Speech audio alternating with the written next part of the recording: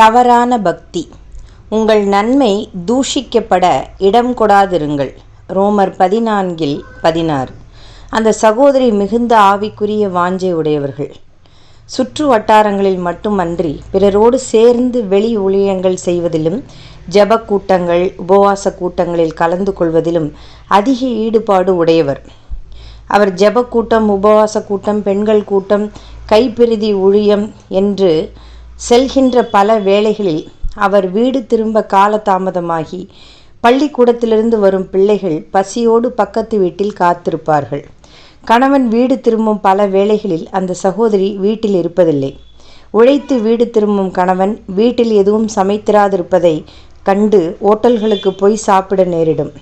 அந்த சகோதரியின் கணவர் பக்தி உள்ளவராயிருந்தும் மனைவியின் அளவு மிஞ்சிய ஆவிக்குரிய நடவடிக்கைகளால் ஆவிக்குரிய வாழ்க்கையில் சலிப்புற்று பின்வாங்கி போனார்.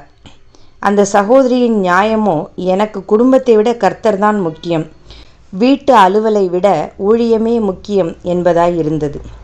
இது ஒரு தவறான சித்தாந்தமாகும். அறியாமையின் விளைவாக கர்த்தருடைய நாமத்தை தூஷிக்க இடம் கொடுப்பதாகும்.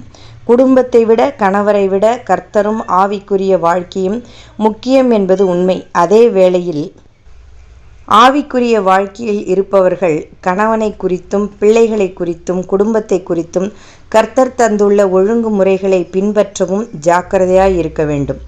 சம்பளத்திற்கு பணிபுரிகின்ற சிலர் பக்தியால் வேலை நேரங்களில் ஊழிய சம்பந்தமான வேலைகளை செய்வார்கள். சிலர் ஊழிய சம்பந்தமான காரியங்களுக்கு அலுவலக வாகனம் மற்றும் தொலைபேசியை அதிகமாக உபயோகிப்பதுண்டு.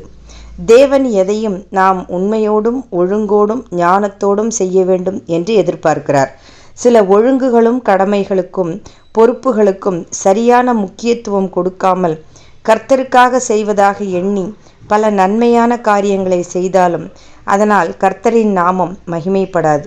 சிந்தனைக்கு: உயர்ந்த கொள்கையில் உறுதியாய் இருப்பவன் தான் செய்யும் செயல்களில் சிறப்பாயிருப்பான். ஆமென்.